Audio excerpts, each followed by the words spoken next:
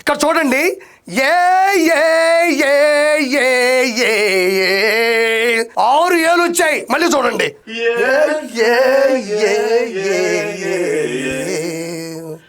అంటే 6 ఏళ్ళు అవినీతి, అక్రమం, అసత్యం, అబద్ధం, అరాచకం, అమానుషం. అంటే ఈ 6 చేసింది నువ్వే కదా అని ఇతను తెలియకుండానే అతను ప్రశ్నిస్తున్నాడు. మీకు తెలిసిందే, ఆయన అపరిచితుల్లో రామం మాదిరి అలా సైలెంట్గా కూర్చొని ఉంటాడు. 6 ఏళ్ళు ఏందా ఎలివేషను? ఏందది? ఎవరి డబ్బులు? నువ్వు హిందువుల ఆరాధ్య వెంకటేశ్వర స్వామి యొక్క గుడిని సెట్ చేసుకుని ప్రజలను అప్సెట్ చేయడం ఏంటి? ఇక్కడ చూడండి మిత్రులారా, ఇక్కడ చూడండి, పాపం వీళ్ళు గొప్ప పండితులు, పూజారులు వెంకటేశ్వర స్వామిని పాదాల చెంత కూర్చొని ఉన్నారు. ఇది ఎప్పుడైపోద్ది? ఈ దరిద్రం ఎప్పుడైపోతుంది?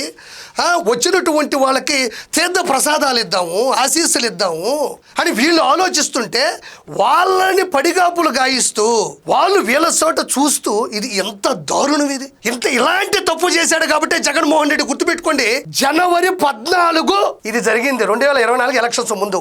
అంటే జనవరి నుంచి ఫిబ్రవరి, మార్చి, ఏప్రిల్, మే, జూన్ 4వ తారీఖు రిజల్ట్స్ వచ్చినాయి. అంటే 5 నెలల్లో 151లో 5 లేపాడు ఈ భగవంతుడు. ఇది చాలండి. ఇతని జీవితాన్ని సర్వనాశనం చేసినటువంటి సంఘటనలో ఇది నెంబర్ 1. దేవుడికి సెట్ చేయడం నెంబర్ 1 తప్పు 4 కోట్ల రూపాయలతో. రెండోది, ఇలా చేపించుకొని దేవుడికి భజనలు ఉండాల్సిన చోట వ్యక్తిగతంగా భజనలు చేపించుకోవడం రెండో తప్పు.